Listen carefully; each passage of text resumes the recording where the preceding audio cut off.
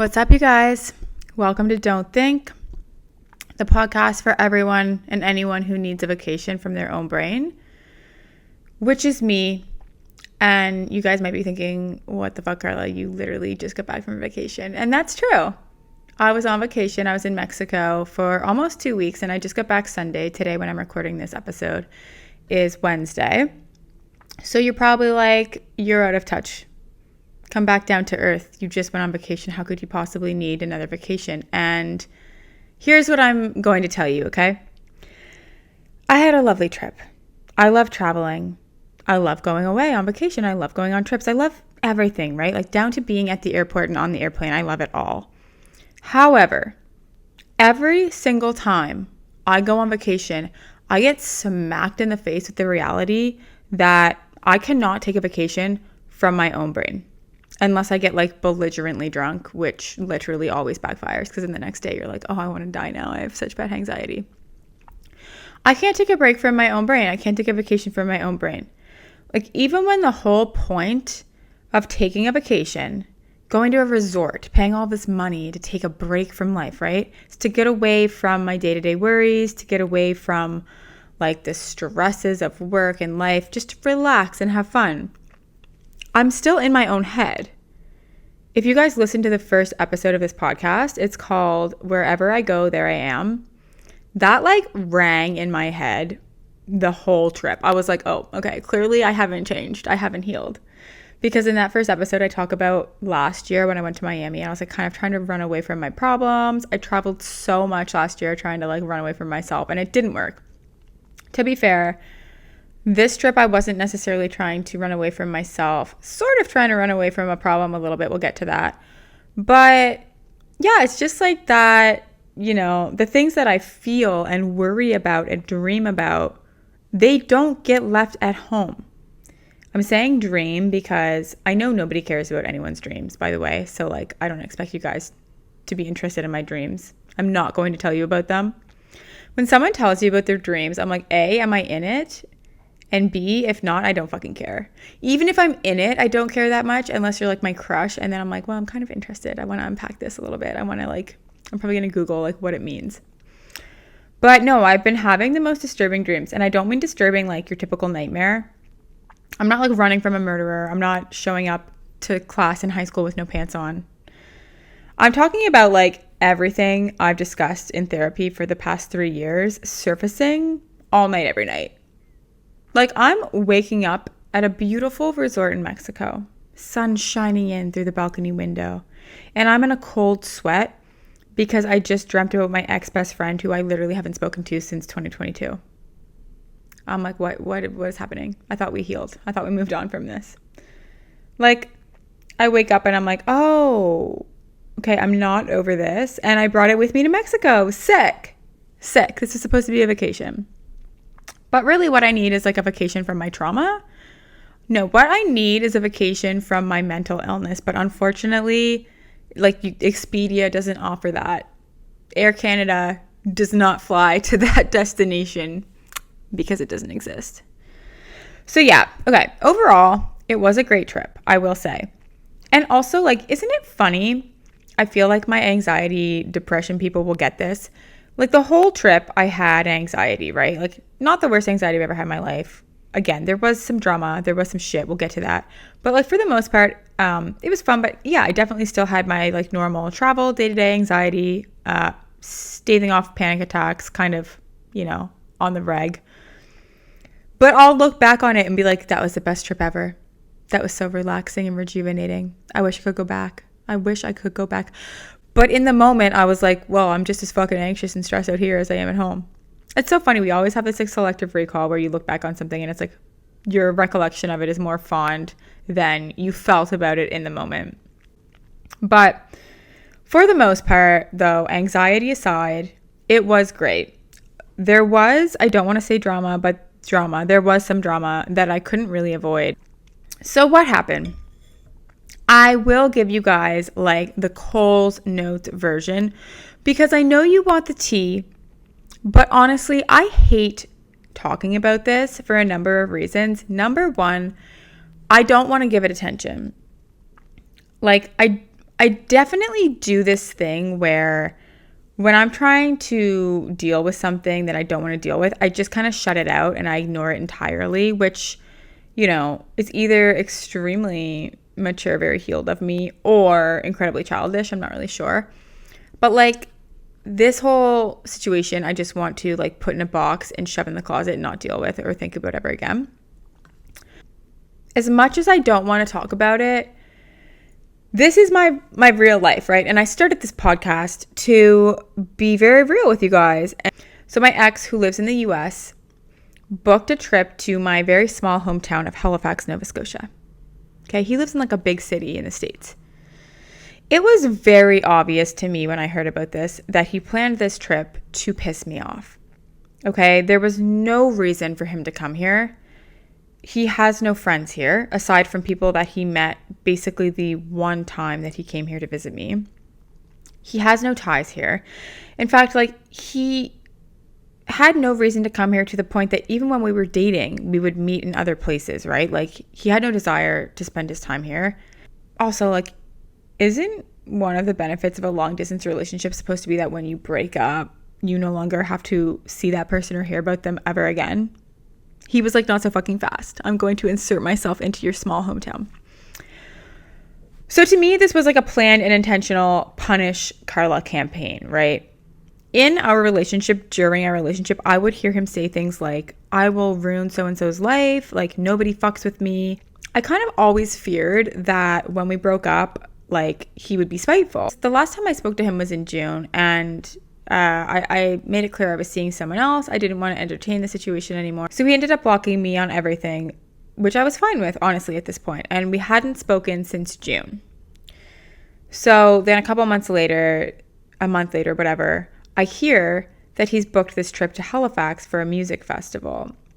And I hear that he's purchased this like very expensive booth, like the most expensive table at the festival, and invited some of my so-called friends, people who only knew him through me, who he'd only met, the one time when he was here to visit me. That is why I actually left the country and booked a trip that was around this time, because I didn't want to be in town when this happened. I didn't know if this at the time was just an attempt to get a reaction from me. Like, I honestly thought he'd probably not end up coming, because I was like, this is so ludicrous. I also heard he was seeing someone new. So I figured that maybe his new girlfriend would be like, well, why are we doing this? Like, this seems super odd. Nope, wrong. He came. She came. Not just him and his new girlfriend, but like a group of his friends. Stayed in the hotel, literally in the building I live in, which Halifax is relatively small, but it's not that small. There are other hotels. So anyway, I'm hearing about all of this. I have him and his friends and everyone, related to it kind of muted or blocked on social media. But like, I'm hearing like and watching basically one by one as people who I thought were my friends kind of fell for this and went to hang out with him. Basically, they kind of helped him do what he set out to do, which was make me feel small and isolated and crazy. And it worked, right? Like, it was upsetting. I cried my eyes out. I felt like it was the end of the world. But there is a point to all of this, okay? So it triggered a lot in me, like these fears of abandonment that I have, the fear that people don't really like me, the fear that people like me at first and then they go on to realize like, oh, we don't really like her that much. And this isn't about him, right? It's about the people from home who I truly thought would have been more loyal to me. It just kind of made me question everything. And even the podcast, I was like, well, people might like it now, but they're going to realize they hate it later. So I spiraled hard. I really did. And then, of course, I'm returning from my trip and I'm like, well, I have to make this new podcast episode. I have all this like post-vacation scaries and it's on top of this kind of drama. And I'm like, what am I going to do? Right. And then I realized, because like I said, I didn't want to talk about this. I don't want to bring any more attention to it. This show, this podcast, it's supposed to be real, authentic, not perfect, but just like real. So why not talk about this, right? Like the stuff that actually hurts and what's actually going on in my world, and how I can take that and channel it into some sort of meaningful discussion that hopefully resonates with you guys and hopefully can help people, because that's ultimately all I want to do with this show, is help people. And I ask myself that every time I write an episode. I ask, like, how does this help? Today, what I want to talk about is, firstly, why do we suffer? Because, like, I'm in Mexico having what should be the vacation of my life with this new person that I'm seeing who I'm really happy with, and my cousin and her boyfriend, and we all get along so well, and it's a beautiful resort and the weather's perfect, right? Like, and I'm suffering, and it's so silly when you really think about it. Why do we suffer? Why does life sometimes feel so hard? And do we deserve it, right? Or is this just like what being human is like? Because I think, especially when you have anxiety, depression, borderline personality disorder, which I have, OCD, like all of these, mental health conditions, it complicates that question, because you start to believe that you do deserve the bad things that happen to you. And that makes it even harder. I also want to talk about today how we sometimes think that something is literally the end of the world. And then it turns out that like a week or a month or 6 months or a year will go by, and we no longer care about it at all. It's only been about a week and a half since all of this went down. And I gotta say, I no longer really care. Yes, I'm still dealing with like some of the emotional toll for sure, but I'm essentially over it. Like, when you look at how I felt about it a week and a half ago and how I feel about it now, night and day. I have therapy tomorrow, so that will be like the final push. I can't wait. So why do we suffer? And I'm sorry, that was like the longest intro ever. I always feel like when I talk about my own life and what's going on, I'm like, who fucking cares? Like, why would you guys care? But that is kind of tea, so hopefully it didn't bore you to death. But why do we suffer?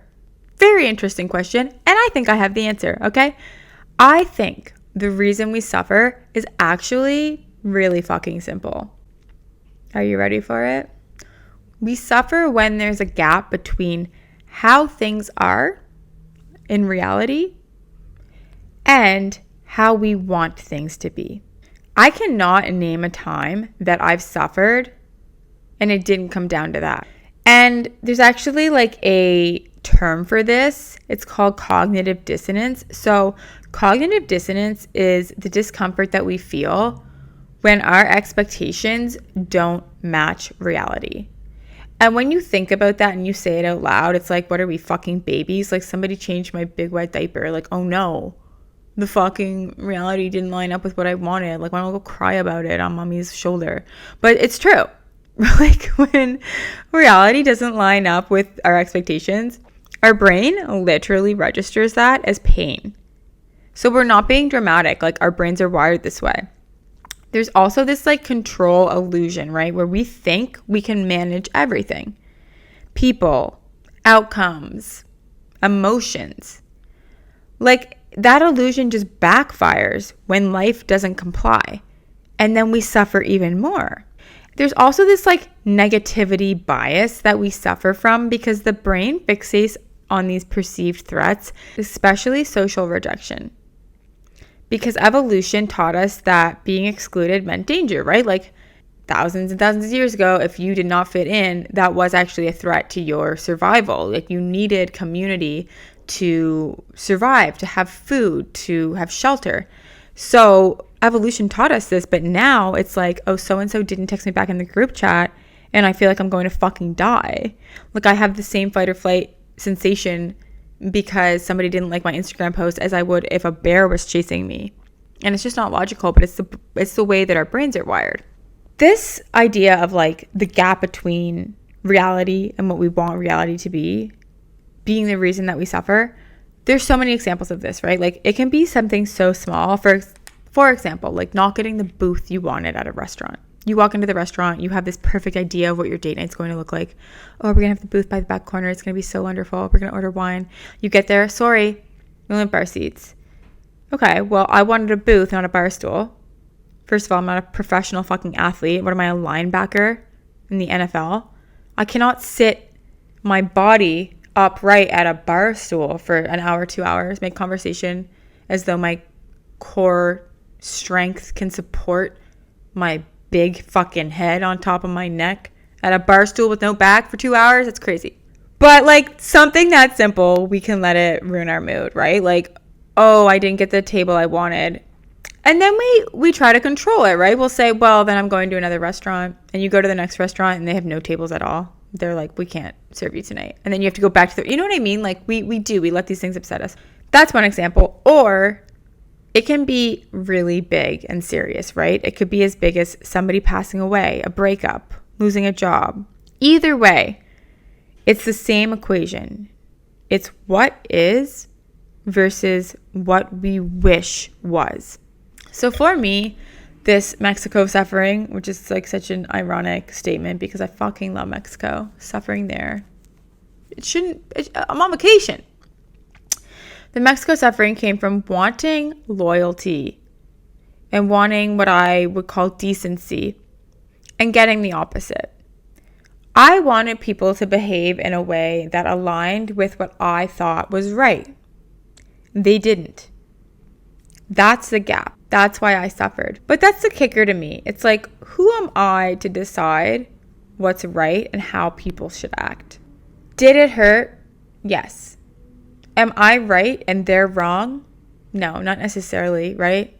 Like, it's just my version of reality. It hurt to me because it wasn't what I wanted. And I'm big enough to admit that. Oh, also, fun little fact. It literally doesn't fucking matter. But we'll get into that more later. Okay, so on the note of suffering, the second layer of suffering comes from when we try to control a situation. We tell ourselves, if I can just fix it, if I can just make them see my side, if I can just get them to act differently, then it'll be fine, right? And when we can't, the suffering doubles because we've then created another additional situation of this is how it should be and it's not. So I think the first step to minimizing suffering is surrender and acceptance. This may not be the way that I want it to be, but it is the way that it is. Acceptance does not mean that you like it, okay? It just means that you stop fighting reality. There's this concept, it's a DBT concept, it's called radical acceptance. This is a proven coping strategy for people with BPD and other anxiety disorders. And basically it's just accepting the present moment fully to reduce emotional intensity. My mom actually refers to this as surrendering to it, which I like.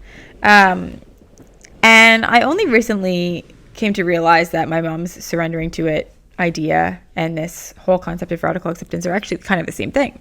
So you might have your own idea of this.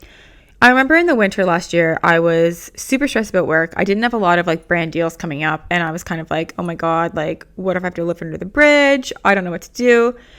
And my mom was like, well, are you working hard? Like, are you trying on social media? Are you doing all the right things? And I was like, yeah, I am. Like, I'm doing everything I can. And she was like, okay, well, then just surrender to it. And at first I was like, that sounds kind of silly. Like, what the fuck are you talking about? You don't know anything about social media, Mom. But she was like, you're doing the best you can. The rest is out of your control. So just give into it. She was like, maybe you will have to go back to your day job. Maybe you will, but like cross that bridge when you get to it, right? You're not there right now. And it kind of just made so much sense to me. And it's such a fucking relief when you do this. That radical acceptance where you go, wait, this is the situation. Whether I like it or I fucking hate it, this is it. So fine, right? Now, obviously, this doesn't apply to every single thing, right? If you're in a miserable relationship or a job that you hate, then don't surrender to that. Do something about it. But I mean, when things aren't the way we want them to be and we find ourselves in that gap where we're suffering, we can't control it. Just accept it. Way fucking easier said than done, obviously. Or, you know, the first half of my trip to Mexico would have looked a little brighter.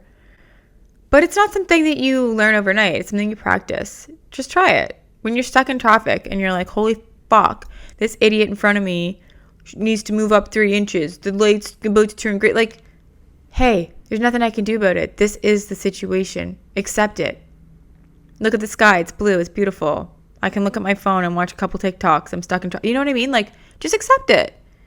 Because getting in your head and starting to make yourself more and more pissed off about a situation, the only person that punishes is you.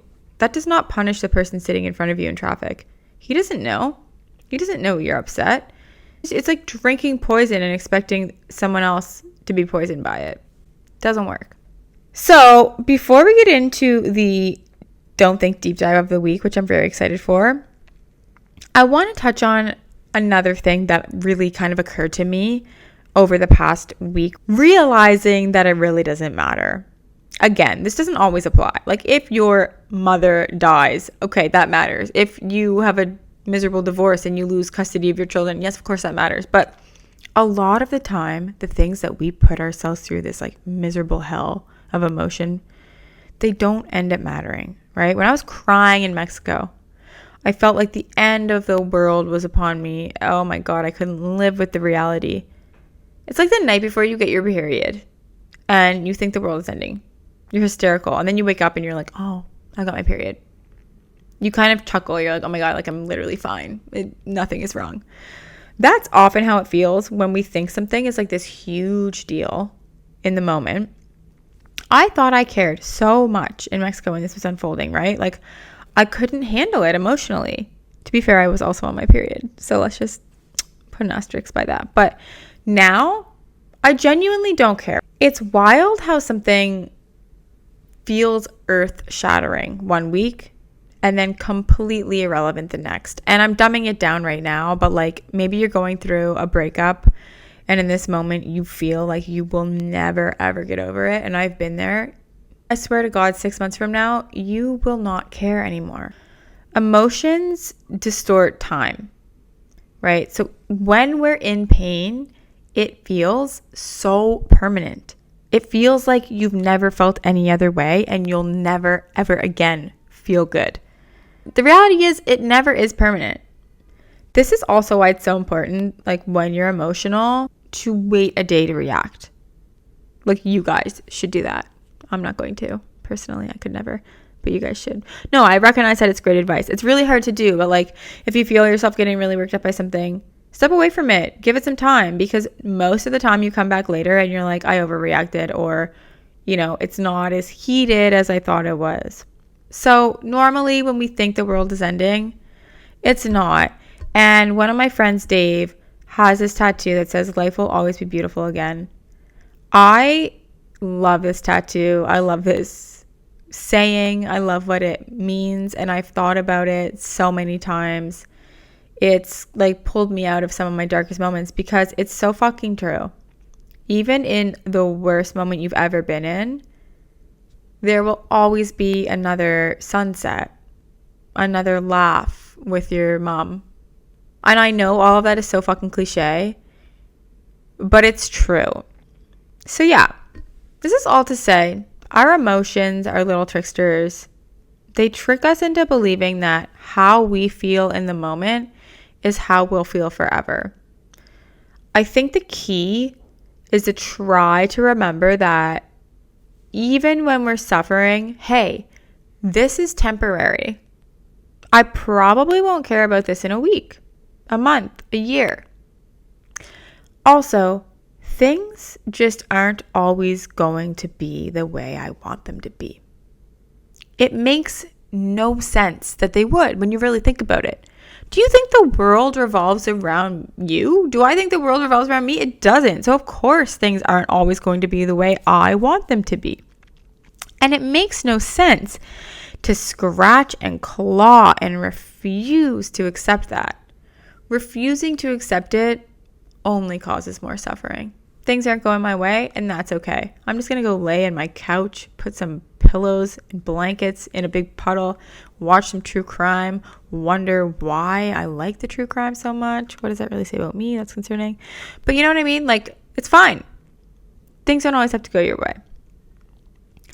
All right, you guys.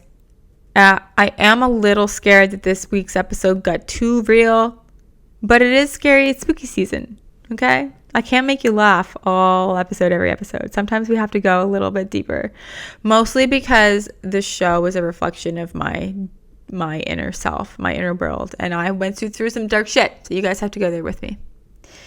Let's get into the Don't Think deep dive. I asked you guys to call in and tell me about a time you thought your world was ending and then it turned out to really not matter at all.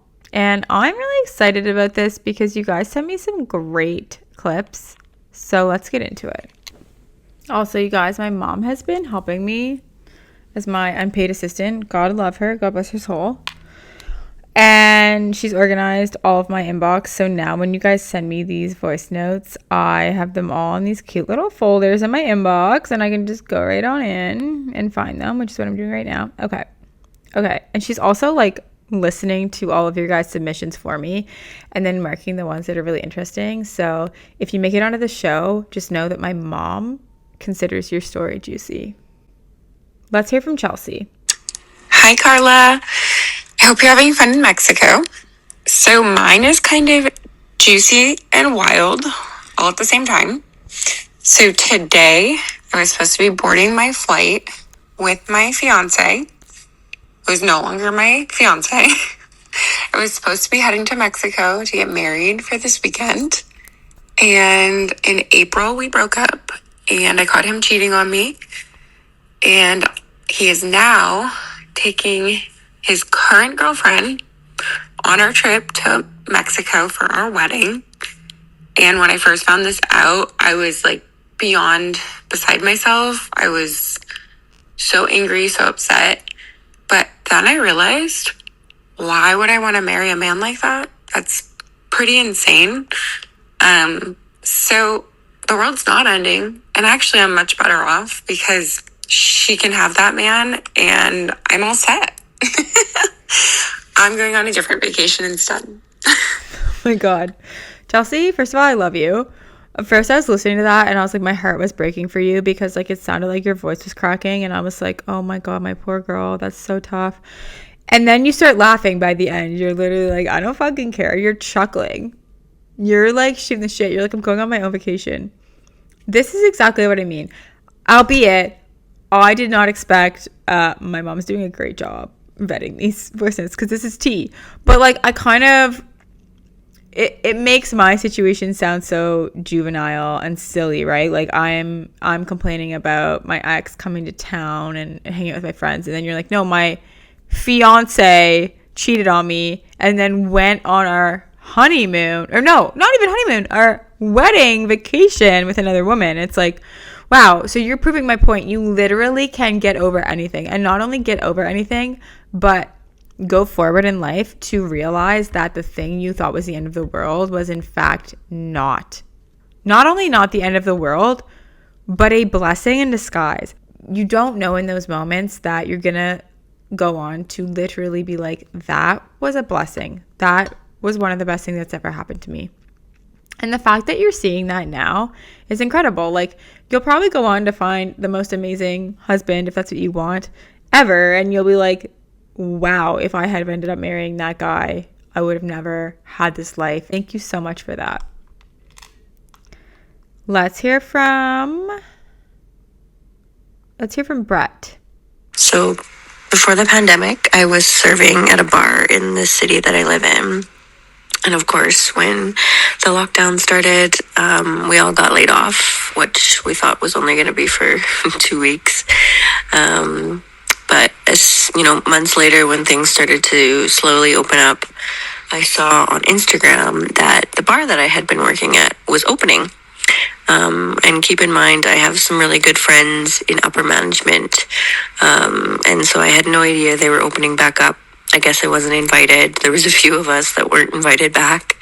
And at the time, it was devastating and I was super angry because, I wanted to be making money, not just sitting around. But in hindsight, it put me on a way better path. And I'm working my big girl job now and just a lot happier not being in the service industry. Okay. Wow.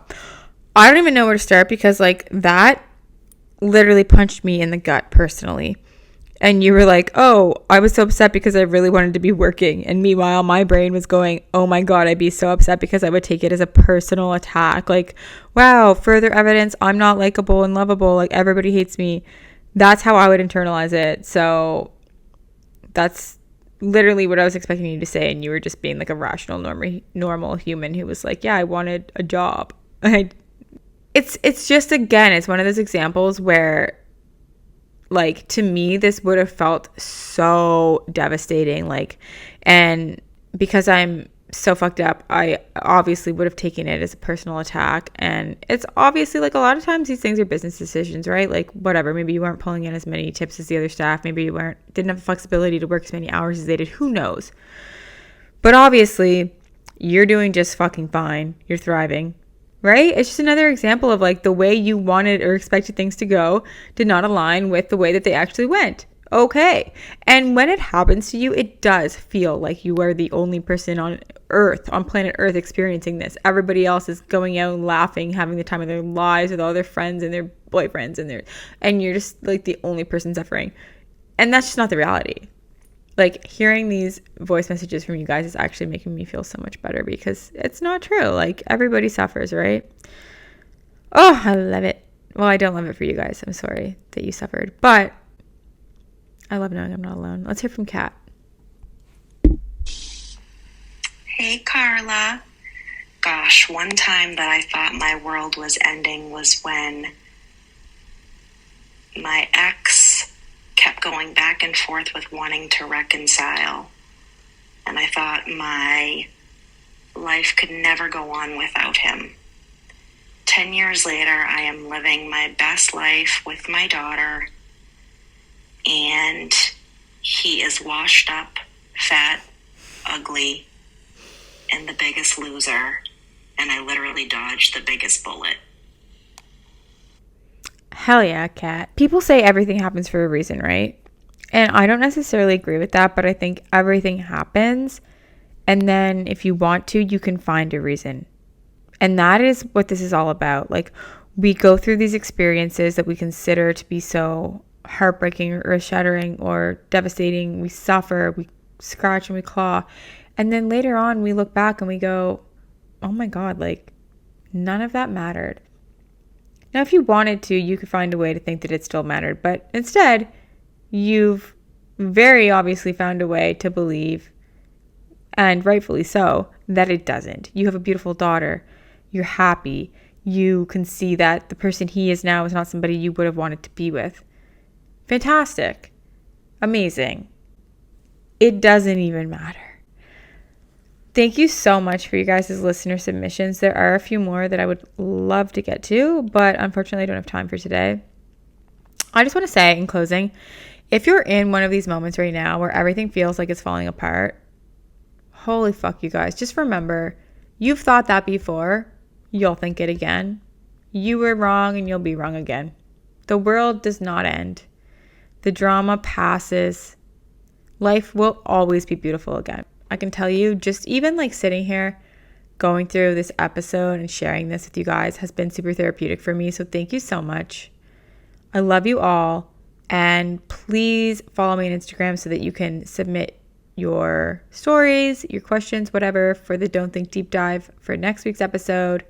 And like, rate, follow, whatever the fuck, the podcast. Thank you for listening. Don't think too hard. And if you do, at least you're in good company. See you next Thursday. Bye.